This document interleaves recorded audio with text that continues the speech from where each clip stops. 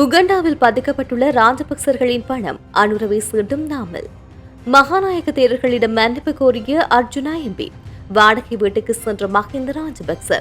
அரசாங்கத்தின் உண்மை முகம் வெளிப்பட தொடங்கியுள்ளது குற்றச்சாட்டு. மஹிந்தவின் திடீர் மாற்றத்தின் பின்னணி குறித்து வெளியான தகவல். ரணில் மற்றும் சஜித்தின் அடுத்த நகர்வு குறித்து வெளியான தகவல்.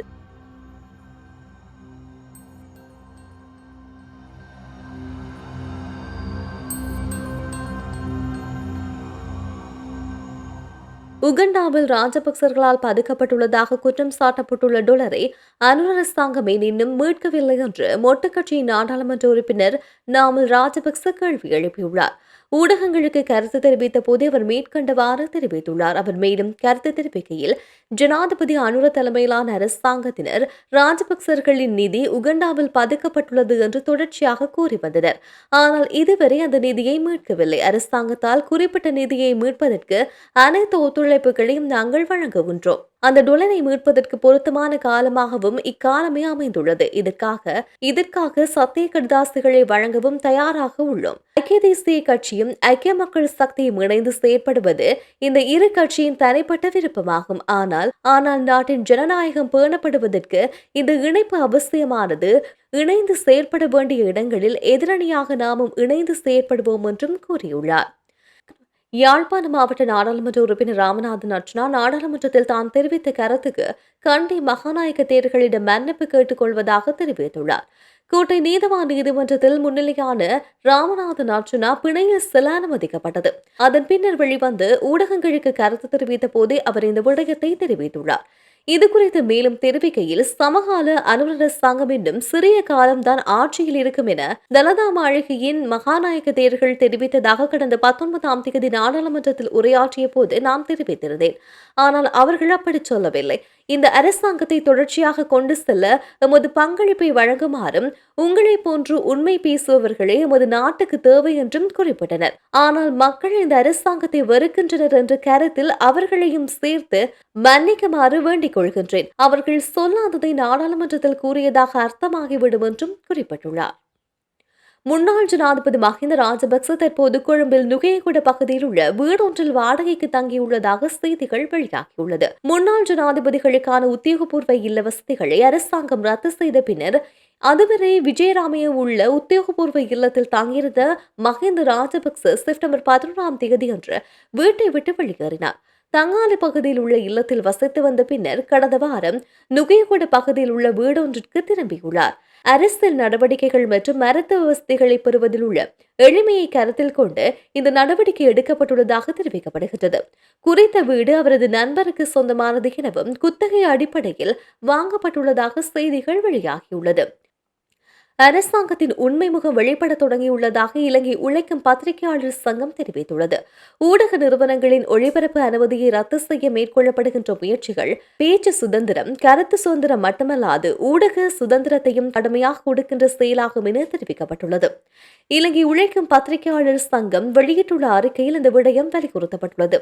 அரசுடன் தொடர்புடைய தரப்பொன்றின் கஞ்சா செய்தியொன்றை அடிப்படையாக கொண்டு தனியார் ஊடக நிறுவனத்தின் ஒளிபரப்பு அனுமதி ரத்து செய்யுமாறு போலீசார் தொலைத்தொடர்பு ஒழுங்குமுறை ஆணைக்குழுவிடம் கோரிக்கை விடுத்துள்ளமை சங்கத்தின் கடும் கண்டனத்திற்கு உள்ளாகியுள்ளது என அந்த அறிக்கையில் குறிப்பிடப்பட்டுள்ளது. அதேபோல அம்புலவாவ உயிரியல் பல்வகை தொகுதி தொடர்பில் இடம்பெற்றதாக கூறப்படும் மோசடி மற்றும் ஊழல் விவகாரங்களை வெளிச்சம் போட்டு காட்டியமைக்கு எதிராக பத்திரிகையாளர் தரேந்து ஜெயவர்தனவை கம்பளை போலீஸ் நிலையத்தில் முன்னிலையாகுமாறு அறிவித்துள்ளதாகவும் அறிக்கையில் தெரிவிக்கப்பட்டுள்ளது.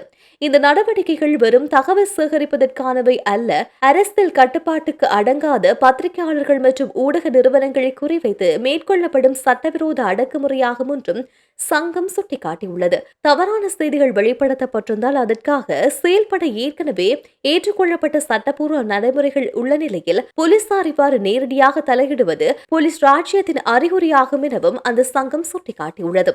தேசிய மக்கள் சக்தி அரசின் கடந்த 15 மாதங்களுக்கு மதிப்பாய்வு செய்துள்ள உழைக்கும் பத்திரிகையாளர்கள் சங்கம் ஊடக சுதந்திரம் ஆட்டுத்தோலை போர்த்திக் கொண்டு ஆட்சிக்கு வந்த அரசு தற்போது தனது உண்மையான ஓநாய் முகத்தை வெளிப்படுத்துவதாக தெரிவிக்கப்பட்டுள்ளது. பேச்சு மற்றும் கருத்து வெளிப்பாட்டு சுதந்திரத்தை சுருக்கும் இந்த வெட்கமற்ற முயற்சிகளை உடனடியாக நிறுத்துமாறு அரசை வலியுறுத்தும் அந்த சங்கம் ஊடக சுதந்திரத்தை பாதுகாப்பதற்கான அனைத்து தரப்பினரும் ஒன்றிணைந்து செயற்பட வேண்டும் என்றும் அழைப்பு விடுக்கப்பட்டுள்ளது. அண்மைய காலமாக அரசியல் செயற்பாடுகளில் இருந்து விலகியிருந்த முன்னாள் ஜனாதிபதி மஹிந்த ராஜபக்ச மீண்டும் தனது நடவடிக்கைகளை தீவிரமாக முன்னெடுத்துள்ளதாக தெரிவிக்கப்படுகின்றது. ஸ்ரீலங்கா பொதுஜன பெரமுன தலைவரும் முன்னாள் ஜனாதிபதியுமான மஹிந்த ராஜபக்ச தங்காலையில் 3 மாதங்களுக்கு மேலாக வசித்து வந்த நிலையில் மீண்டும் கொழும்பில் குடியேறியுள்ளார். நுகேகுட பகுதியில் உள்ள ஒரு தனியார் இல்லத்தில் மஹிந்த ராஜபக்ச வசித்து வருவதாகவும் முன்னாள் ஜனாதிபதியின் ஊடக பேச்சாளரும் வழக்கறிஞருமான மனோஜ் கமகி உறுதிப்படுத்தியுள்ளார். செப்டம்பர் 11ஆம் தேதி மஹிந்த ராஜபக்ச கொழும்பு 7 விஜயராம மாவட்டத்தில் உள்ள தனது உத்தியோகபூர்வ இல்லத்தில் இருந்து வெளியேறினார். தனது உத்தியோகபூர்வ இல்லத்தை விட்டு வெளியேறிய முன்னாள் ஜனாதிபதி தங்காலையில் உள்ள ஹால்டன் இல்லத்தில் 3 மாதங்களுக்கு மேலாக தங்கியிருந்தார். எனினும் அவர் ஒரு வாரத்துக்கு முன்னர் நுகேகுட பகுதியில் உள்ள ஒரு இல்லத்துக்கு திரும்பியுள்ளார்.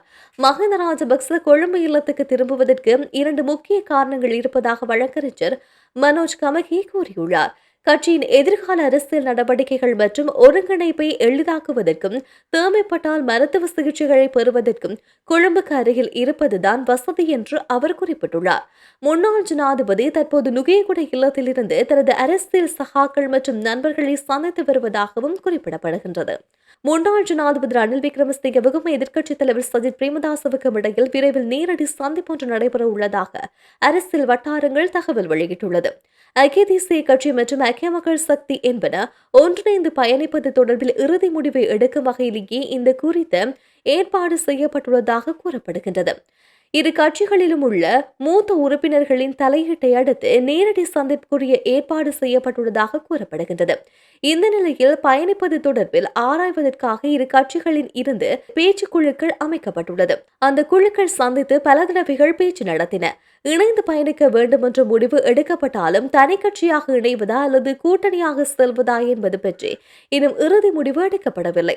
ஐக்கிய மக்கள் சக்தி ஐக்கிய தேசிய கட்சியுடன் இணைந்து அக்கட்சியின் தலைமை பதவியை சஜித் பிரேமதாச பெற வேண்டும் என்ற யோசனை முன்வைக்கப்பட்டுள்ளது. பொது கூட்டணியாக ரணிலும் சஜித்தும் இணைந்து தலைமை பதவி வகிக்க வேண்டும் என்று மற்றொரு யோசனையும் உள்ளது. சஜித் தலைவர் ரணில் உயர்மட்ட ஆலோசனை தலைவர் என்றும் பரிந்துரை முன்வைக்கப்பட்டுள்ளது. இவ்வாறான ஒரு பின்னணியிலேயே இந்த விவகாரம் தொடர்பில் உறுதியான முடிவை எடுப்பதற்காக இரு கட்சியினதும் தலைவர்களை மிக விரைவில் நேரடியாக சந்திக்க வைப்பதற்கு ஏற்பாடு செய்யப்பட்டுள்ளதாக தெரிவிக்கப்படுகின்றது.